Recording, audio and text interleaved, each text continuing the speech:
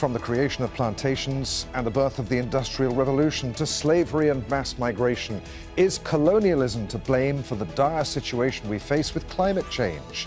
This is Inside Story.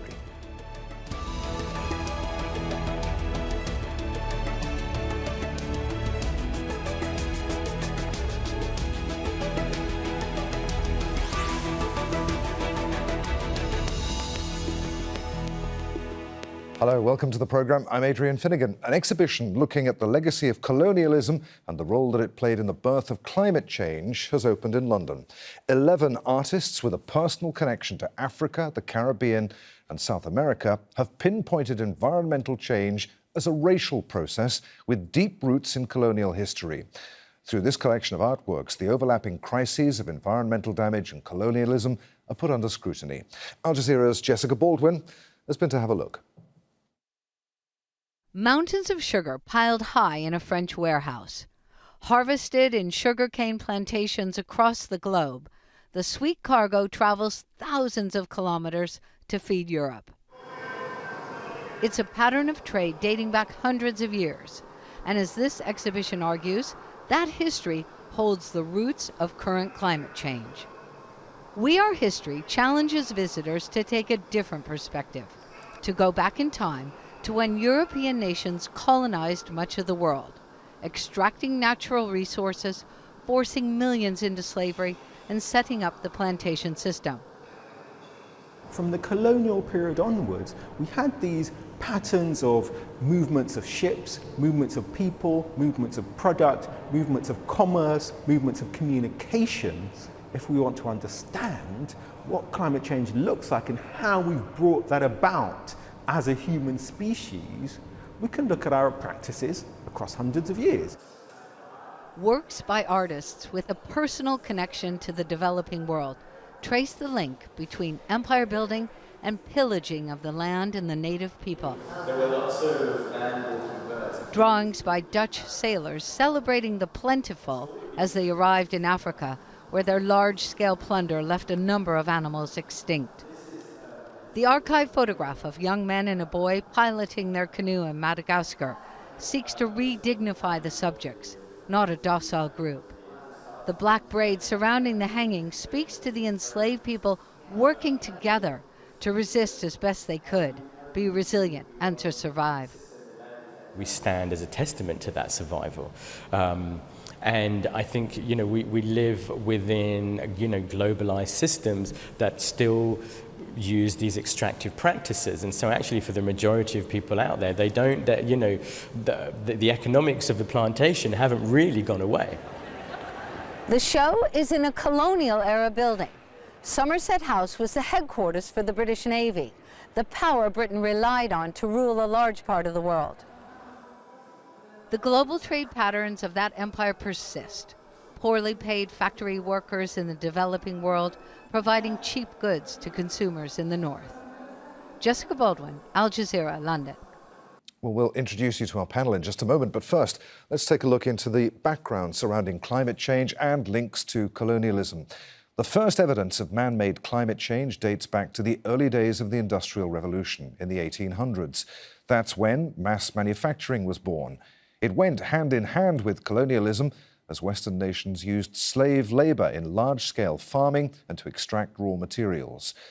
Industrialised countries grew their economies by burning fossil fuels. Many scientists believe that those emissions led to an increase in the planet's average temperature around the year 1830. Created by practices born of a colonial mindset to create wealth, climate change has become one of our most pressing threats. And fittingly, next week, the UN Climate Summit will bring governments together in Scotland to decide the goals of the Paris Agreement.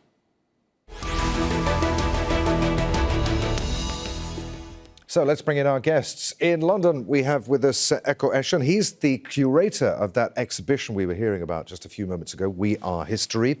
And from Hamburg, Juergen Zimmerer.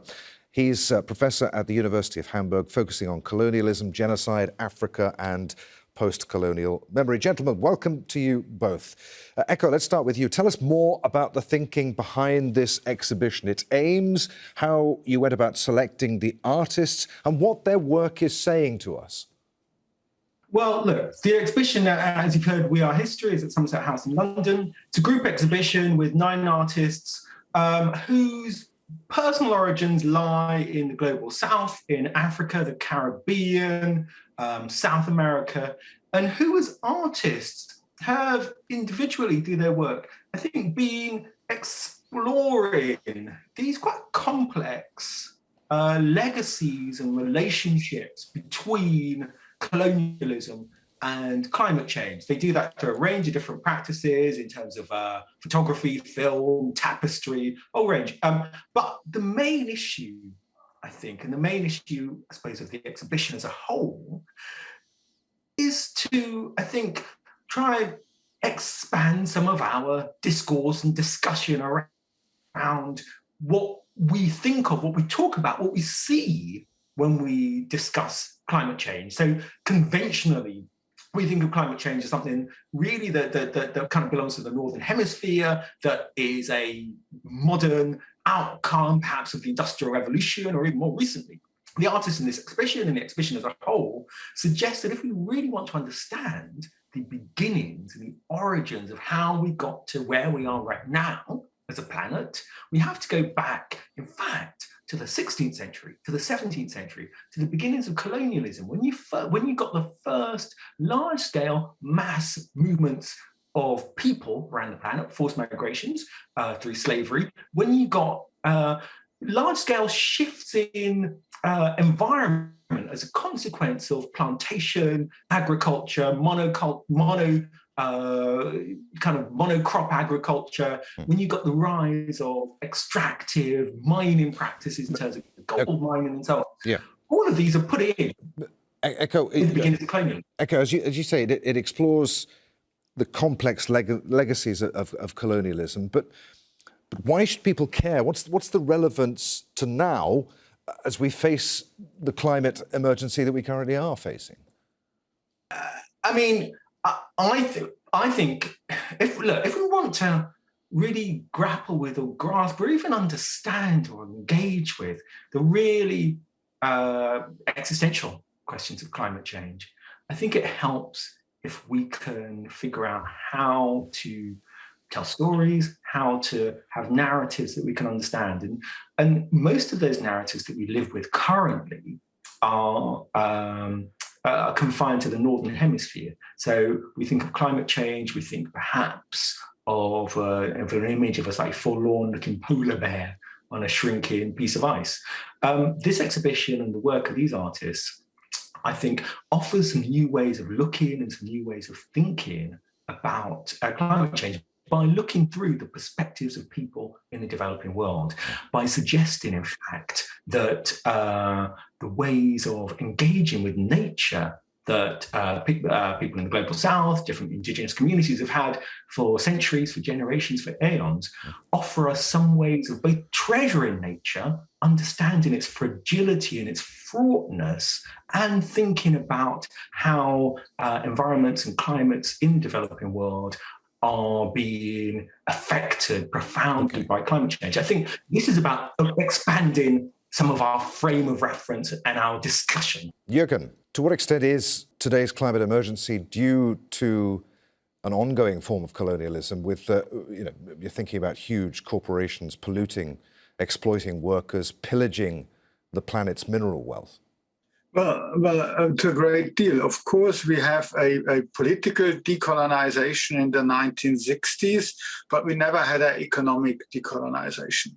And a lot of the economic structures in which the globalized world is operating stem from the colonial globalization. So we have to take this into account, and we need to decolonize not only our museums, something which is an important topic at the moment in Europe, but we have to decolonize our structures, we have to decolonize our economic system, we have to decolonize our way of living, basically. We are facing an existential threat, or the most existential threat humanity ever has faced, and we really need to decolonize our way of looking at the world, and our narratives and basically everything.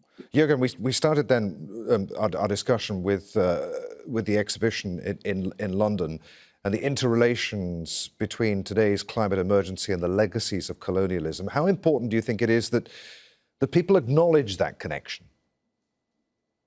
I think we need to acknowledge this, and that was my starting point into starting research and thinking about this topic, was to say, how did we get where we are? This is through colonial globalization.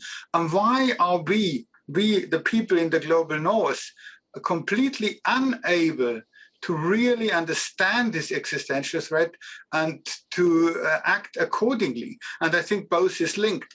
For 600 years, Europeans used up more resources than they produced on their own, and what would have been their normal share per capita. And not only did we get into the mess which we are now through this capitalist system which is based on growth and consumption, it also makes us in the global north unable to address the issue properly, because we also learned over 600 years that we got away with. Because the people who suffered from this resource extraction, from this overuse and overconsumption of resources, were the people in the global north. And now, when it hits closer to home to us, we are unable, and we still think it's not serious, we get away with it, we just need a technical fix, because we can't imagine that it's not working out, because it worked out for us for 600 years. As you probably saw just a few moments ago, we've been joined by a third guest. Stephan is from the Climate Action Network International. He's a senior climate science and global energy policy advisor. He's with us now from Brussels. Stephan, really good to have you with us. Does identifying the beginnings of climate change, as we have been talking about here, help us deal with the current climate emergency? If you look into decolonization in the context of climate change, you need to look into that we have the rich middle classes, mainly of the north, but increasingly also of the south, and the upper class, of course, have colonized the space with CO2 emissions which stay there for up to 1,000 years and which cause climate change in the atmospheric sense. So that's the way what we need to deal with to pay back our ecological debt in one way or the other. I wouldn't say it's limited to the north. It includes also increasingly the middle classes and the rich classes of the south, which cannot hide behind the north only and always. And this is something we are addressing internally, Climate Action Network. But nevertheless, the majority of the emissions, in this case is carbon dioxide emissions from burning fossil fuels, comes from the classical rich northern nations like the UK, the US, Germany, Russia, Japan, and a couple of others. But this kind of, if you want to call it advantage or leadership, negative leadership, is fading away, because we're going to be taken up by the middle classes and the rich classes of India, China, South Africa, and others. Right. I think we need to be aware that we have a common understanding that we need to decolonize in the context of climate change. Stephan, decolonize our carbon legacy in the atmosphere. Stephan, you talked about paying back. I think the public these days understands that climate change is real. That argument is one, right? And people, I think it's fairly safe to say, are worried. Does the public, though, understand the costs involved in fixing the problems? I mean, polluters should pay, of course, but what about the public? Well, I don't know what the public is thinking. I'm coming from a scientific perspective, and I think that most people would understand that you have a responsibility. That's a precautionary principle. You have caused something, you have to pay for repairing it, in one way or the other. So we need to reduce significantly our emissions. I think that's a common understanding, and even that is not a given thing, given the status of our climate. But the second thing is, how do we repair for the losses and damages that occur in the south, developing countries, frontline communities, but also increasingly in the north.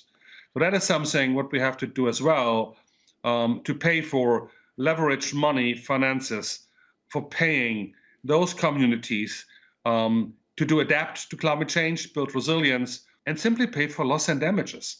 Right? It's a kind after adaptation, loss and damages coming in a big way, and this will be one of our priorities for the upcoming climate conference in Glasgow. Which we'll get onto in just a moment. But Juergen, I saw you shaking your head a few moments ago. I'm not sure whether that was in disagreement or agreement, but do you want to pick up on what Stephan was saying there? Yeah, I think Stephan is right, but it's not enough to pay compensation or reparation or whatever for local communities. I mean, the colonial globalization has shown that we have a ever more unequal distribution of wealth on the globe. And we are in a double bind, because in the north we say, okay, we are ready for zero emission in the future and keep our level of comfort, our way of living. But that won't be possible, because the large part of the globe also has a right to increase their standards of living and their consumptive level. So we need global social justice, and that means that we need actually to lower our living standard in the global north in order to allow the global south to get some increase in their wealth. I mean, the Stephan was right to say this is also a point now for the elite in the global south and the middle classes, which also need to adapt. But on a global level, we need a reduction, a lowering of our living standards in the north, and we to allow others to grow and increase their consumption level. And that is something which we need to tell our people, and nobody really wants to tell. Everybody hopes for a global fix, and as a technical fix. And as I said, that is because we're used to it. Because over 600 years, whenever we needed more resources, we went somewhere else and got the resources there. And in science fiction, we now are not only in science fiction, we talk about the colonization of the moon or the Mars, which is just a continuation of this narrative that we can increase consumption endlessly. But the simple fact is we can't. And that is something which we need to tell the people. And Ekow, I'll come back to you in just a moment. But Juergen, I just want to ask you a question about the mindset that allows people in one part of the world to live beyond their fair share of resources at the expense of others. Globalization as a form of colonialism. Yeah, that is my observation when I see that people, even in Germany, which are quite sensitive about climate change, still think that they can just go on living the way they used to live, and always say, because we will find a way forward, and that they are in denial of the way Germany, Europe has acquired its riches, and in denial of the consequences of this climate emergency. And I think it's time to really tell the truth, and we need to think ahead and find a new way, a global social justice approach to this on a global scale, to say we have to change basically everything in order to survive this emergency. Ekow, as you said, this exhibition is made up of work mainly from artists from the global south. In what ways has the legacy of colonialism and its impact on climate change affected their work? It runs entirely through their work. Their work has a politics to it, because inbuilt into the photographs or the films or the tapestries they make, there's a clear awareness of social injustice and inequities between the North and South, but also their work has a poetry to it, there's a visual poetry to it, because their work is deeply embedded in working from the perspectives of people and places and communities and memories within South America, the Caribbean, Africa, which is to say that one of the ways potentially that we can start to affect some of these shifts that your other speakers are talking about is through an expansion of our own imaginative reach is through being able to see through the eyes of other people and perhaps reach closer to a sense and an understanding of what's at stake, of the beauty and preciousness of the natural worlds in different parts of the world, of the climates and the peoples and of those environments. So an understanding that these legacies are in play isn't just a lamenting, it's also a way of saying, look, let's shift our perspective, let's expand our imaginative reach in order both to understand what's at stake, but also to recognize that there are more possibilities in play about how we can talk about, how we can think about climate change, and as a consequence, how we might start to converse differently about that. Stephan, as you pointed out, this exhibition opens ahead of the COP26 climate conference in Glasgow, with progress on the 2015 Paris Agreement still lagging. I mean, what are the chances of COP26 actually being anything more than just a talking shop that results in more empty promises? I don't know, to be very honest. I think Boris Johnson makes a good job on hyping it up and making it a propaganda show. And it will be one of the COPs which might end up in nice commitments on the paper and that take dust on the shelf, but nothing which is materializable, which is granular and precise, unfortunately. We had a couple of good COPs in the past, starting from Kyoto, going to Paris, but most of the COPs have been just empty papers, unfortunately. That doesn't speak against multilateral agreements and multilateral get-together. I think we have to go through that one. But I think the real fight is on the ground. The real fight is not in these COPs. And this is on the regions, it's in the cities, it's in the countries and the parliaments. That's where the commitments are being done, where the implementation is to be agreed. I think we need to be clear about this one. Let me say one thing about the overall, and I might be a little bit exaggerating here, the understanding that we have to tell our people in our rich countries, supposedly rich countries, they all have to give up their living standards to reduce their living standards. I think that's a very detrimental approach. I think we need to differentiate whom we are asking that one. I think we need to go for, and I'm coming from a social justice movement, I'm a trade unionist, I'm a socialist for many years, and I think we need to really, really differentiate and tell the public there's certain folks, certain classes who benefit from the current situation, who benefit from the failure of the state to address taxes and equity, and others who are suffering. We have in Germany was mentioned, we have in Germany about 30% in poverty who are working. The increase of the minimum wages now from €9 to €12 in Germany, which might be coming up with the new coalition, affects 37% of the population. So 37% of the population have a wage per hour which is less than €12. Juergen, I need a very quick answer from you. Your comments, your thoughts on that. Britain's Queen Elizabeth this week was overheard expressing her frustration with the politicians being all talk and no action. What are your thoughts on COP26? Well, she is right, and if COP26 doesn't do away with the ideology of growth and consumption, then it's failing, because that's what we need them to tell us, that the ideology of growth led to this disaster, and with this ideology in place, we can't sort it out. Okay.